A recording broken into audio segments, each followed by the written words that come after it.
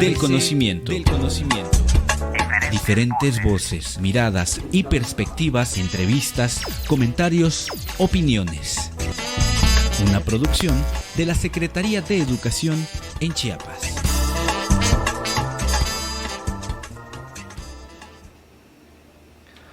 Hola amigos, muy buenos días, bienvenidos a una emisión más del programa El ABC del Conocimiento, el programa donde aprendes tú, aprendo yo y aprendemos todos. Oigan, quiero presumirles que esta mañana pues nos acompaña la doctora Lucila Trejo Velázquez. Un placer tenerla por acá, doctora, ¿cómo está? Muy bien, Israel, para mí es un gran gusto el estar en este espacio, sobre todo el compartir con todos los que siguen las redes sociales y además el agradecerles también el poder expresar ideas, el expresar experiencias, pero sobre todo esa esencia del ser maestro. Así es, yo quiero presumirles que la doctora María Trejo Velázquez, ella tiene un doctorado en educación con énfasis en estrategias didácticas y además tiene una maestría en pedagogía crítica y proyectos de educación popular, maestrías en educación, especialidad en formación docente, entre muchos otros títulos, pues nada más y nada menos. Actualmente, maestra, es usted directora de Educación Elemental en la Subsecretaría de Educación Federalizada. Conmigo están los departamentos de educación inicial, que hablamos que se da una atención a niños de 45 días a 2 años, 2 años 11 meses, educación preescolar, que atiende a pequeños de 3 años a 5 años 11 meses, y también tenemos en la dirección a los departamentos de educación física, que bien sabemos, educación física en las escuelas de preescolar y de educación primaria son los especialistas en esta salud mental, en esta salud emocional, en esta salud física y sobre todo en algo muy importante que es generar esos espacios de reconocimiento y convivencia con nosotros. Y educación especial, que pues ahí también los especialistas en sus diferentes modalidades de servicio atienden a las y los niños con necesidades educativas, con barreras de aprendizaje o limitaciones de aprendizaje. Maestra, una gran responsabilidad que tiene usted dentro del área de la educación en Chiapas, por lo tanto. Sí, es una gran responsabilidad que más allá de la responsabilidad en sí misma, es ese compromiso social de servicio. Claro. Una de las filosofías que en mi trayectoria profesional me ha encaminado es el hecho de que como maestra, porque soy maestra, dijeran, de naciencia, soy educadora. Tengo la fortuna ahorita en este 2021 de haberme jubilado con 35 años de servicio, y de ahí siempre me he encaminado al espíritu de servir. Acá estamos para servir, somos servidores públicos, derivado que estamos en un ámbito que es la educación y desde ahí nos debemos a los otros. Ningún profesional de la educación puede caminar solo, siempre va a estar en relación con las otras personas, con las situaciones sociales y sobre todo ir generando esta cosmovisión, este constructo de que nos debemos a una sociedad y muchas situaciones que a veces pareciera ser ajeno a la educación, comulgan con ella, ¿no? Pues una gran filosofía, maestra. Maestra, yo quisiera preguntarle, usted que es la experta en este campo de la educación, quiero hacerle la primera pregunta del día, es ¿cómo aprenden los niños? ¿Cómo aprenden los niños? Partiríamos del hecho de cómo conceptualizamos, de cómo vemos a un niño. Un niño es un ser humano inteligente, con potencialidades, con capacidades, que tiene sus propias formas de ver al mundo, de pensar el mundo, de sentir el mundo, de paladear este mundo. Y entonces él tiene sus propias construcciones que va realizando en relación con lo que tiene de inmediato en su realidad. Vemos a este niño que aprende hoy por hoy los estudios que se han realizado, los avances en las ciencias de aprendizaje, los avances en las neurociencias, nos dicen que el niño aprende desde que está en el vientre de mamá. Así es. Algunos estudiosas en los niños hacen ese comparativo del vientre de mamá como que si fuera un envoltorio materno, ¿sí? Que es una connotación encantadora, porque a partir de ello va teniendo sus primeras percepciones y a través de mamá tiene ese contacto con los sucesos que vive la madre. Por ejemplo, él siente cuando sus latidos de mamá se aceleran y entonces él percibe esas diferencias. Las voces nos dicen que los niños cuando están en ese proceso de gestación se les tiene que cantar, se les tiene que hablar, y de esta manera está esa percepción. Cuando los niños nacen, ellos empiezan también con esas percepciones desde el momento en el cual se rompe esa simbiosis que se da a través del cordón umbilical con mamá, y es el primer llanto, ¿no? Del niño, y dice, es como decir, aquí estoy, ¿no? Y a partir de ello, el niño empieza a aprender, y aprende a través de sus percepciones, a través de sus sentidos, y él va identificando rostros, él va identificando colores, él va identificando sonidos. ¿Sabías, Israel, que el último sentido que los niños desarrollan es el oído? Por eso a ellos hay veces en que dicen, ¿qué? Y no es porque no te estén prestando atención, sino que requieren una entonación más firme. Y entonces cuando se les habla a los niños, hay que hablarles en nuestro lenguaje, no hay que hablarles de manera en diminutivo, porque ellos tienen que aprender a hablar con ese lenguaje total, porque ellos aprenden a través de la escucha, a través de la manipulación, a través del contacto directo con nosotros, a través de formar sus propias hipótesis y sus propias creencias de lo que observan.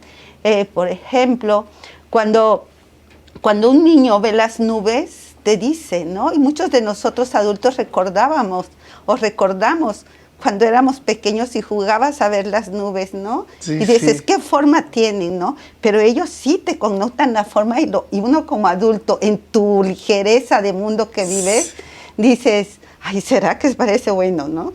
Pero ellos te dicen, no, es un dinosaurio, ¿no? Es una imaginación increíble, claro. Entonces, una potencialidad que ellos tienen es su imaginación, es su creatividad, son sus propias maneras en las cuales ellos externan sus ideas, sus sentimientos, y sobre todo que los niños también aprenden en esa relación social, porque son seres humanos sociales, claro, como todos lo hemos sido desde que nacemos, ¿no? Y muchas veces ya siendo adultos se nos olvida que somos seres humanos sociales, que somos seres humanos que necesitamos y que nos vamos impregnando de cultura, ¿no? Así es. Maestra, entonces, ¿cómo se da este desarrollo socioemocional con los niños? Definitivamente, Israel, este desarrollo socioemocional es algo fundamental en los niños. Y es ahí que me quisiera detener en hacer referencia de la importancia de los espacios de convivencia del niño. Y decimos que la familia es una primera escuela para todos los seres humanos, ese grupo familiar, ese entorno de relación que lo dan los lazos parentales, ¿no? Pero a partir de ello, él va aprendiendo en la familia ciertas relaciones encaminadas a la cortesía, ¿no? A ver, tienes que pedir por favor las cosas. Claro, ¿sí? Claro.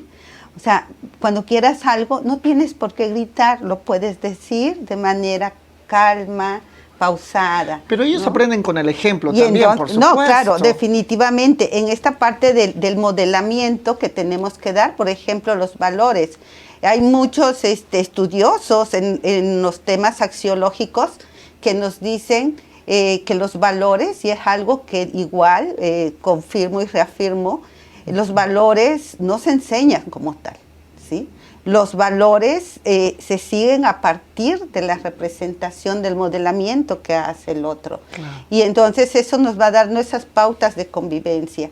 En la familia también los niños aprenden la relación con el adulto, llámese padres, llámese abuelos, cuidadores primarios, o en su caso, en los propios hermanos, ¿no? Entonces, desde ahí vamos estableciendo esas bases de relación social. Pero tenemos otro espacio que es la escuela.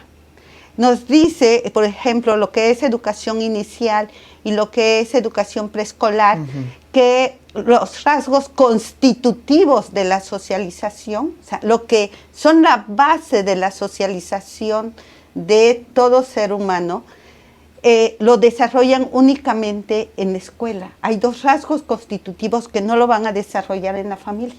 En la casa. Que es ser parte de un grupo social diferente al de la familia y jugar el rol de alumno.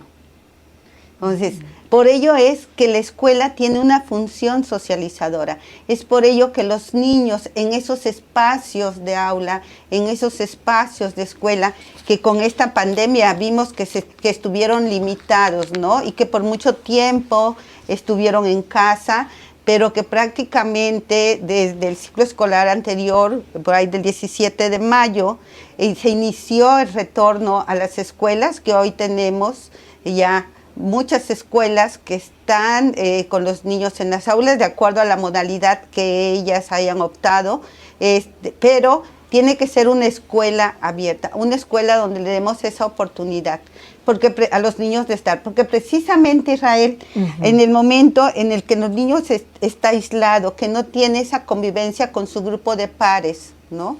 Entonces esto le va repercutiendo al niño en su desarrollo socioemocional, le va repercutiendo en su desarrollo cognitivo, en su desarrollo motor, o sea, en las diferentes áreas de desarrollo al niño les da ciertas limitaciones. Por ello me preguntabas respecto a lo socioemocional. Las emociones en sí mismas son reacciones, son reacciones ante estímulos externos o internos que manifestamos. Entonces, en esas emociones que están presentes en todo ser humano, tenemos que aprender a reconocerlas y a nombrarlas. Pero las reconocemos y las nombramos cuando estamos en relación con los otros, ¿no? Entonces, esta parte de la emoción o del desarrollo de habilidades socioemocionales, como es la autorregulación. La autorregulación la voy a realizar a partir de que estoy en convivencia con los otros, ¿sí? ¿Pero qué es la autorregulación? La autorregulación es el reconocer cuáles son mis formas de proceder ante cierta situación. El poder detenerme y decir, bueno, en este momento, ¿sí? Estoy enojado. Aún cuando estoy enojado, no tengo por qué pegarle a mi compañerito o arrebatarle el juguete. Eso ya habla mucho más de la inteligencia emocional. Es cuando ya identifico mis emociones y a poder canalizar entonces mi actuar. Es que en eso a eso vamos. En cuando hablamos de lo socioemocional, vamos a esta parte de desarrollar esta inteligencia emocional. Claro. ¿Sí? Y la inteligencia emocional, pues es todo ese conjunto, ¿sí?, de habilidades socioemocionales que me permiten entonces estar en una convivencia con el otro, el reconocerme a partir de mi relación con las otras personas. Y los niños, ellos lo aprenden cuando se les da esas posibilidades, se les permite poner en situación estas cuestiones. Por ejemplo, una sugerencia que muy poco trabajamos en las escuelas preescolares, o a veces en la familia, le planteamos dilemas a los niños, dilemas en los cuales son situaciones problematizadoras donde ellos tienen que tomar una decisión, ¿sí? Pero tienen diferentes opciones. Te voy a citar un ejemplo. Un ejemplo, vamos a plantearle al niño de que él tiene su juguete preferido, su juguete preferido, el cual no se lo da a otro compañerito, ni siquiera lo presta con el hermano. No lo comparte. No lo comparte, porque es preferido, ¿sí? Pero en esta situación le planteamos al niño, pero está con su hermano, ¿no? Y le dices, bueno, tu hermano quiere también que le compartas tu objeto, tu juguete preferido, ¿sí? Tus zapatos preferidos o tu moño a las niñas preferido, el color que más te gusta. Entonces, ¿qué harías? Porque él también le gusta lo que tú prefieres. Y es que a partir de ahí estamos también enseñando este valor de compartir, ¿no? Es que va de manera conjunta. Va de manera conjunta, Israel. Muchas veces una de las situaciones que en los diferentes estudios lo toman como una premisa, y quienes hemos estado en aula con los niños y en otros espacios de formación impulsamos, es que no podemos ver ese desarrollo de los niños fragmentado. Claro. Es un desarrollo integral.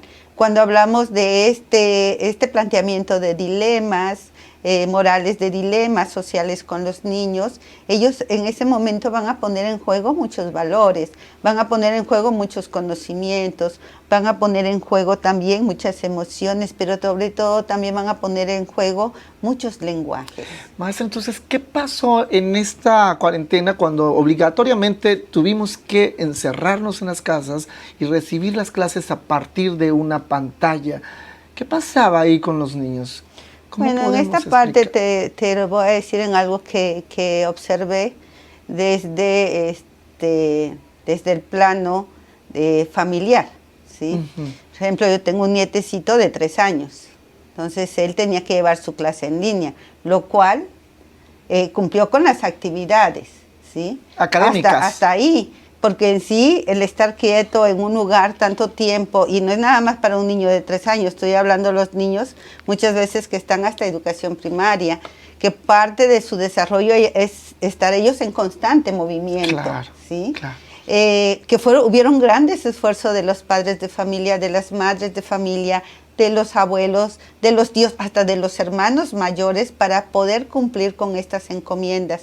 Además de quienes tenían esa posibilidad de tener la computadora, el internet en su casa, pero también vamos a estas familias, a estos espacios donde no tenían estas herramientas digitales.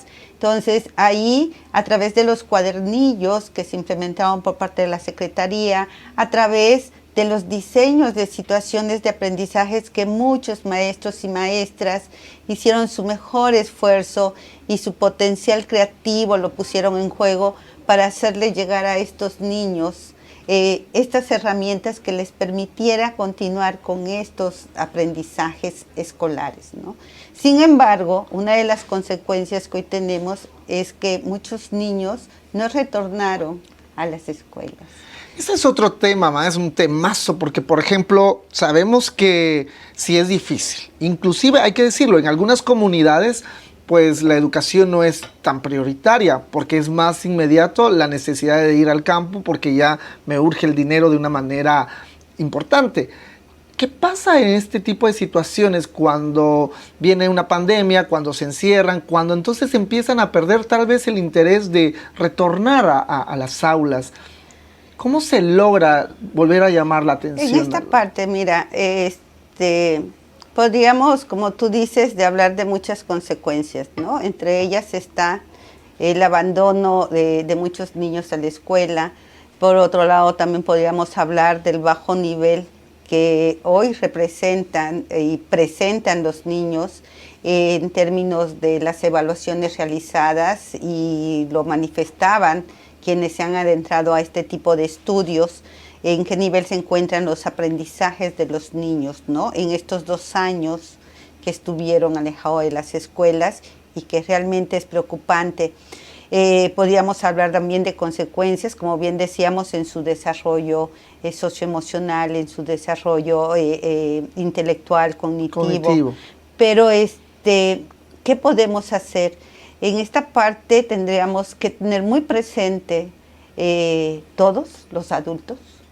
Y aquí cuando hablo de adultos me refiero tanto a padres, madres de familia, a los maestros, a maestras, a directivos, a todos los que nos involucra estos espacios de educación, estos espacios de formación de los niños, que los niños son sujetos de derecho.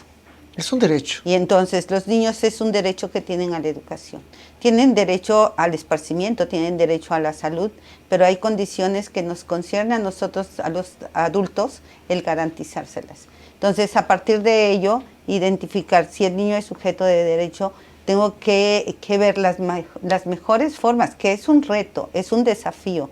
No es algo de tener un ABC, ¿sí? Para realizar las cosas, ¿no? Para decir, sí, voy a hacer esto y con esto voy a garantizar que los niños retornen, sino que es un esfuerzo, es una estrategia compartida con las comunidades, por ejemplo. Así es. El sensibilizar a la comunidad, el identificar aquellos actividades que involucran a los niños en su proceso de aprendizaje, que sean actividades situadas en la comunidad. Y cuando me refiero a situadas, es que recuperemos estos saberes de la comunidad y entonces vamos a hacerles llamativos también a los padres de familia. Podemos aprender matemáticas haciendo almácigos, ¿no?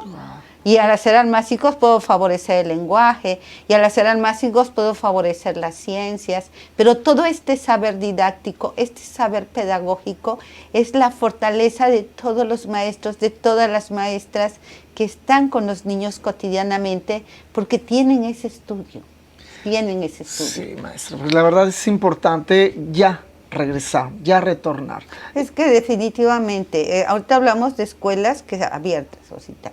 En este momento los niños tienen que estar en las aulas, los niños tienen que estar con sus compañeros en las escuelas, la vida sigue, no podemos hablar de una escuela antes del COVID y después del COVID. Aquí tendríamos que identificar que tenemos que reconfigurar, tenemos que rediseñar, tenemos que repensar nuestra acción educativa, pensar en estos niños que posiblemente por ponerles un nombre, porque los niños tienen rostro, los niños tienen voz, y estos niños, por ejemplo, Javier, Andrés, Camelia, que ellos requieren compartir con sus compañeros. Ya, es necesario. Entonces es una cuestión de salud mental, de salud física, de salud emocional y sobre todo el reconocer, y lo vuelvo a enfatizar, esta función socializadora de la escuela.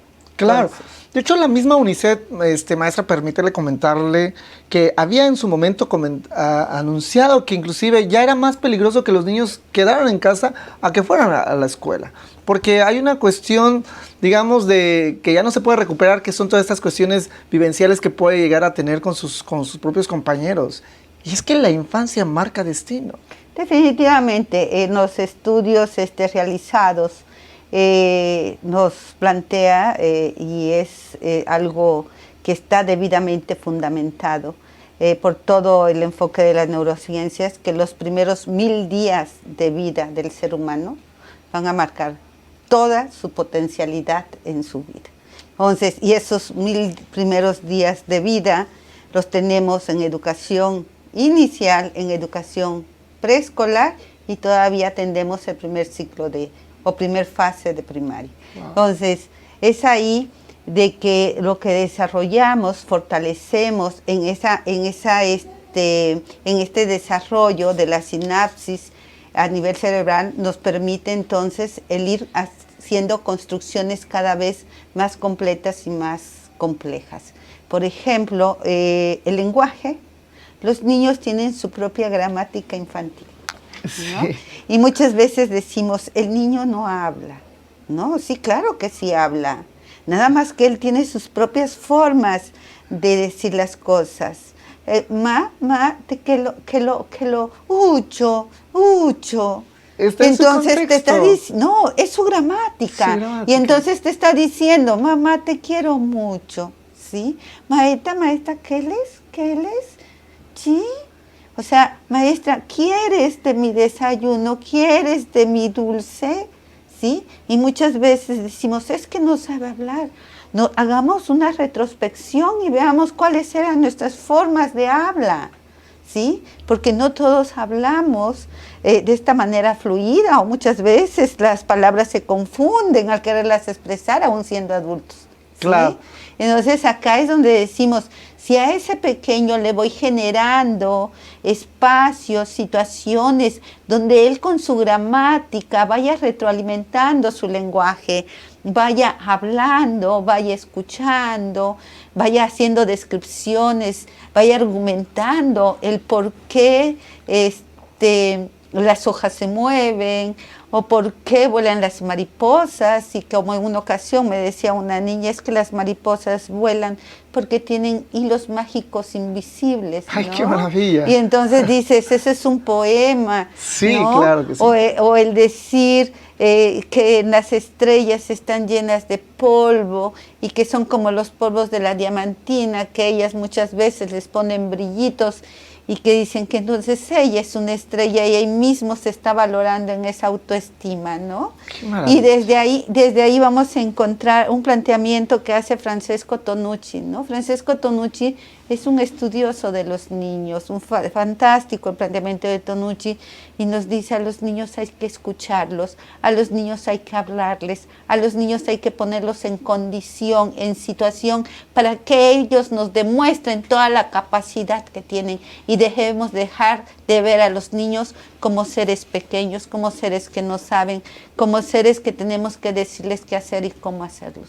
Entonces, acá, el desarrollo de las potencialidades de los niños va a ser, es y será siempre un reto para el adulto. Wow. Entonces, muchas veces te dicen, ponte en el lugar de los niños. Yo no me puedo poner en el lugar de un niño porque soy adulta. Lo que sí puedo hacer es escucharlo. Y en mi capacidad de adulta, comprenderlo, entenderlo, para que entonces pueda aceptar y pueda reconocer el por qué se expresa de esa manera. El por qué te dice que soñó y que estaba en su sueño, caminaba y me caí.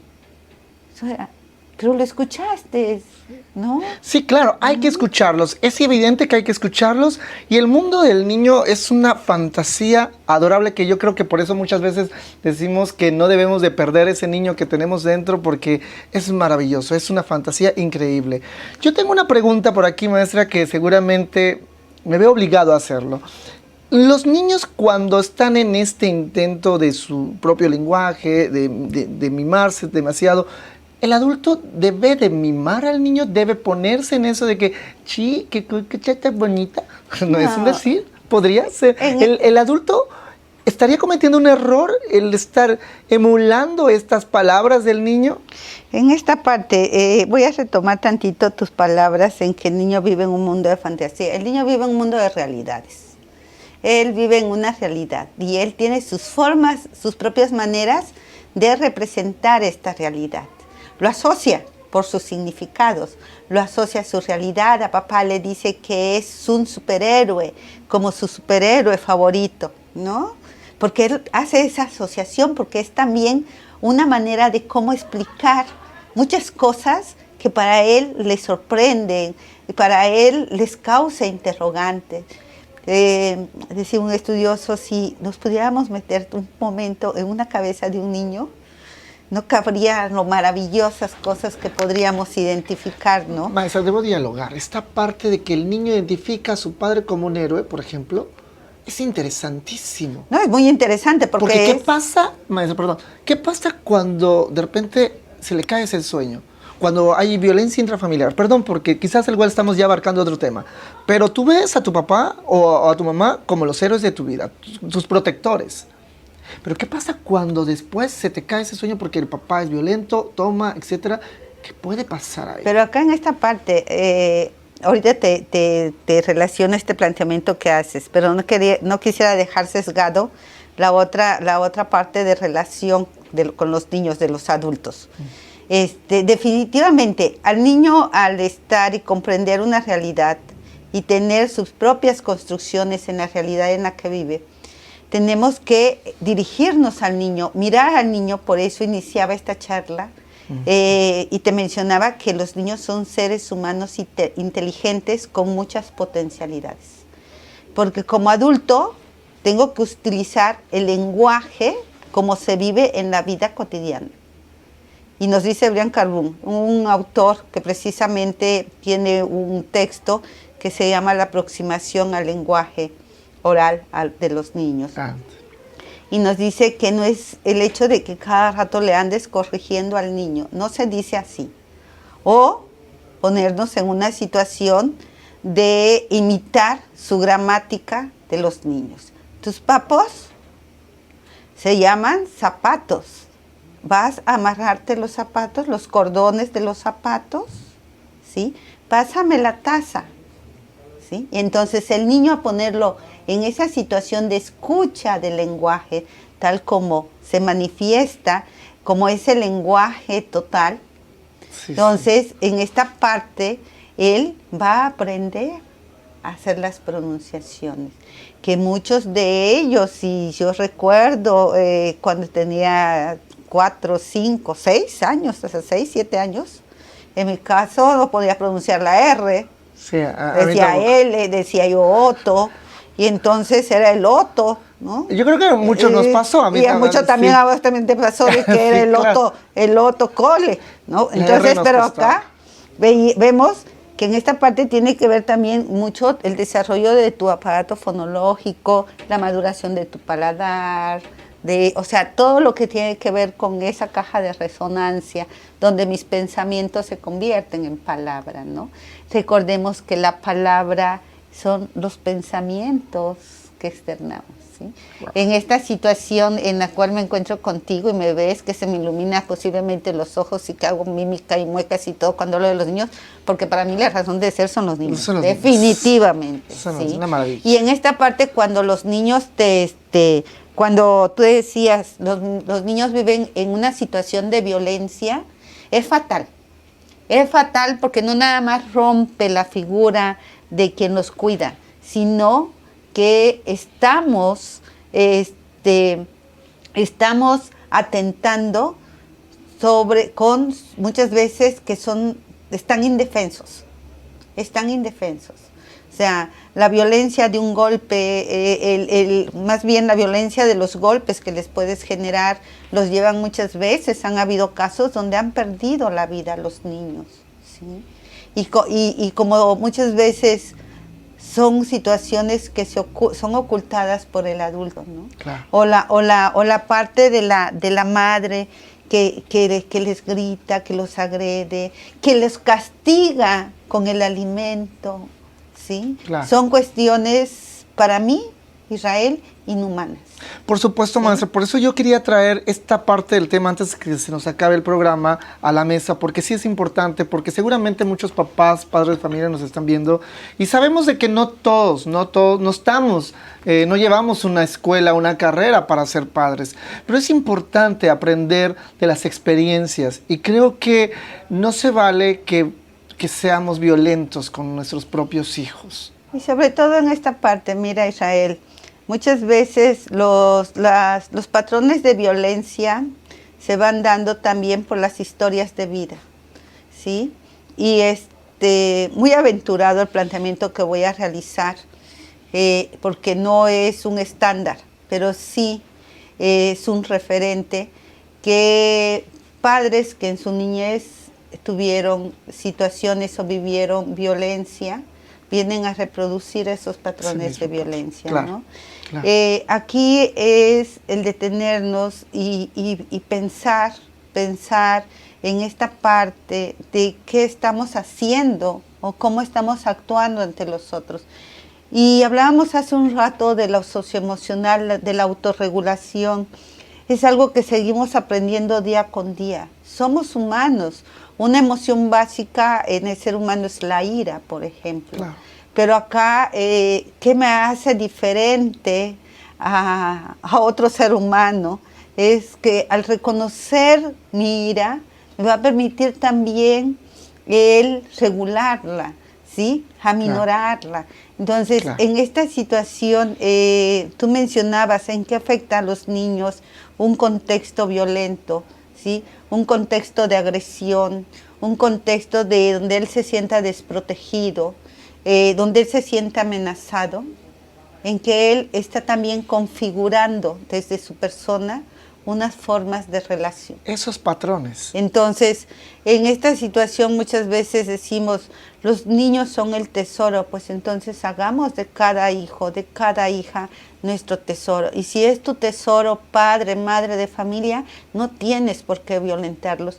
Que hay niños que son muy inquietos, claro que son inquietos, claro que muchas veces estamos cansados y quizás no quiero escuchar el grito, la exigencia de mi hijo. Pero aquí sobre todo es que nosotros recordemos siempre, padres y madres de familia, tíos, cuidadores, con quien el niño conviva, que nosotros también fuimos niños, ¿sí? Que nosotros también tuvimos una infancia, que nosotros tuvimos también unos padres que nos atendieron, que nos cuidaron, o posiblemente en otras familias o con otras personas no lo tuvieron. Entonces, siempre pensemos que si nuestro hijo es parte de nuestro ser, es algo que tengo que darle lo mejor de mí, ¿sí? Y muchas veces no me refiero a lo material, porque eso es tan volátil, es tan de mercadotecnia, que eso no va.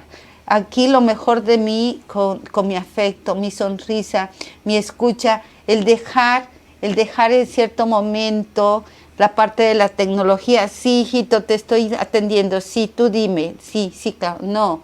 Entonces, en esta parte, velo a los ojos, escúchalo, y entonces nos vamos a encontrar con muchas situaciones que luego ya cuando los hijos crecen, son adolescentes, son adultos, volteamos la mirada y decimos cuánta riqueza, cuánta experiencia, cuántos momentos realmente grandes que no tienen un valor en toda la vida por su propia esencia, me los perdí.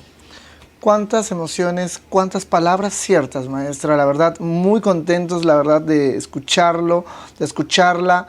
Me parece que es una situación bastante importante que tocarlo, y aunque suene trillado, pero hay que decirlo, porque durante la pandemia se vivió mucha violencia intrafamiliar.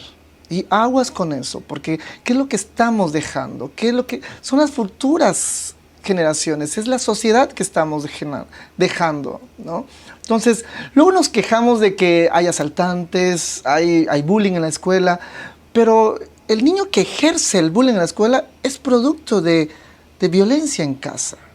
Entonces, sí. Y luego nos estamos quejando, es cierto, nos quejamos, pero es producto de lo que estamos cosechando.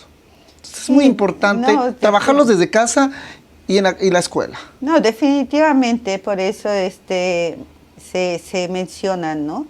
De estos dos espacios de socialización, estos dos espacios de convivencia. Decimos que la escuela es una segunda casa, ¿no?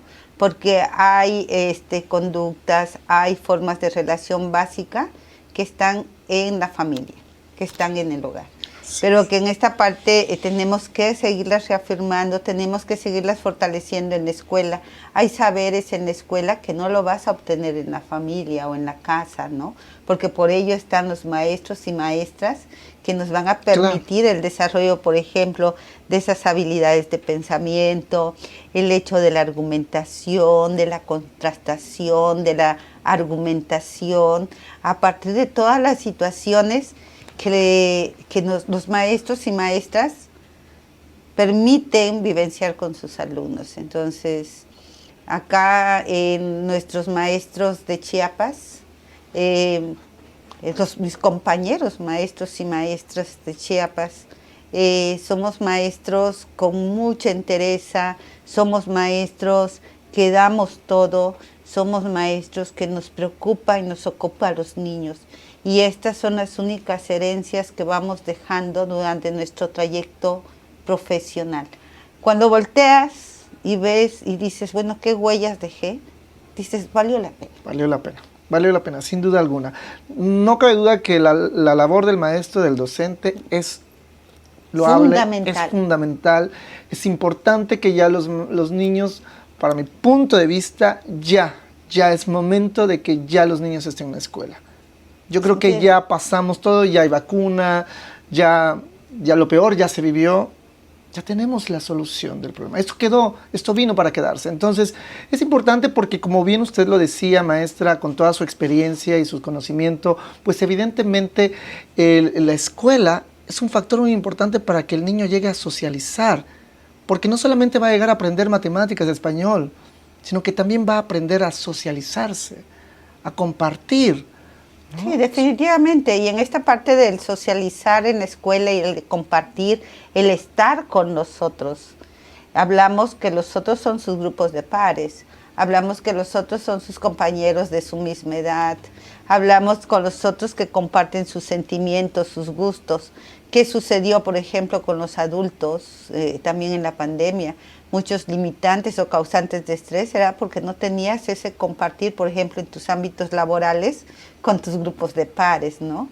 Y de ahí generó este fastidio, como decías, la violencia intrafamiliar y que tristemente los índices de suicidio también incrementaron en edades muy tempranas.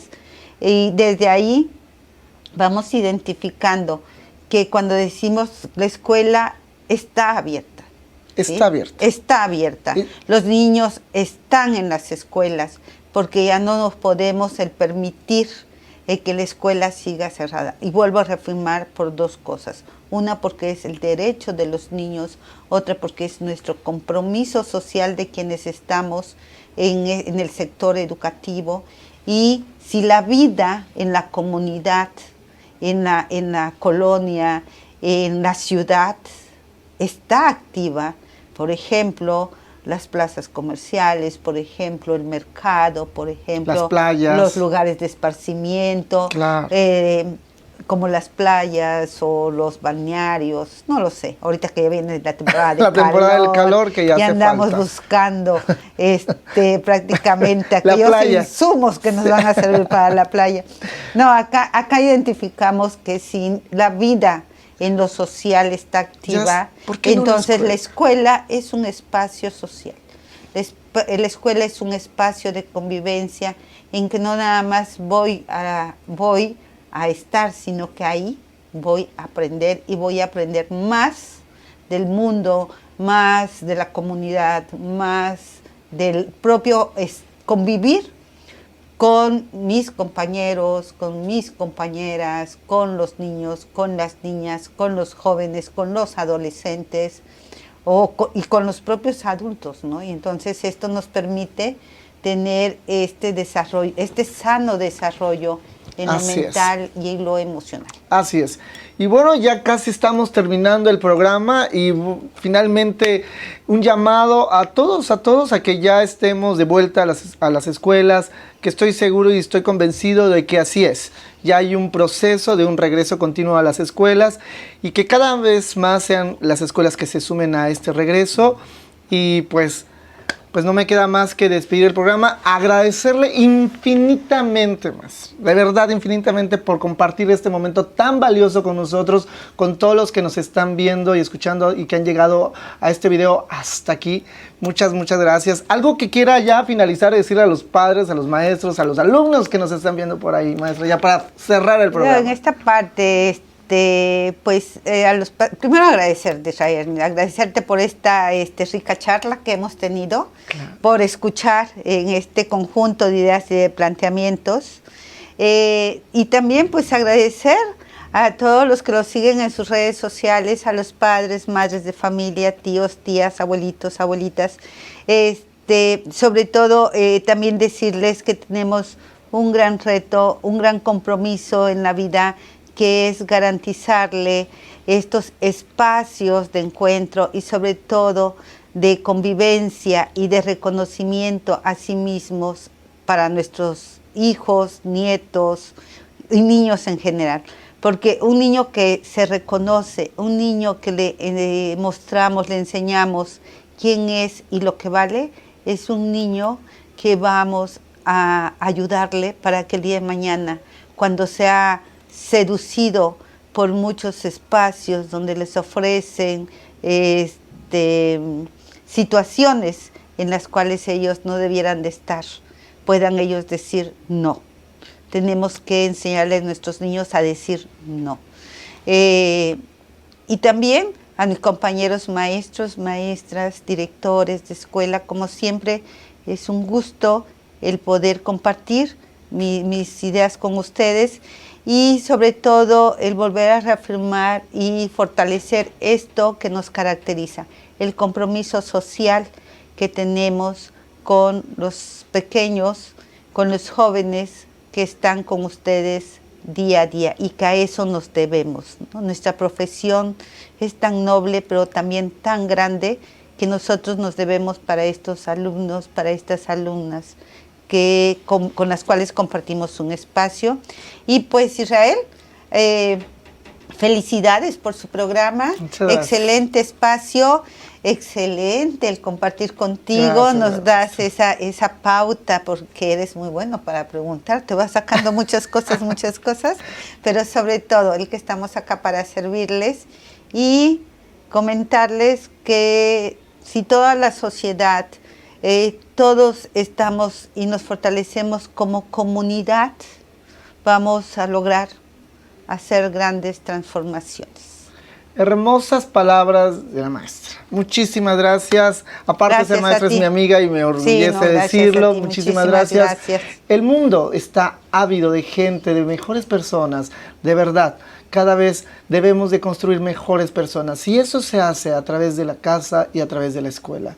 Muchísimas gracias. No me queda más que terminar con una frase muy importante, una frase popular. Por favor, hagamos el amor y no la guerra. Muchísimas gracias. Hasta la próxima. Bye, bye. El ABC del conocimiento. Diferentes voces, miradas y perspectivas.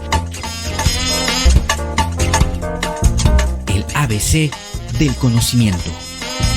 Una producción de la Secretaría de Educación en Chiapas.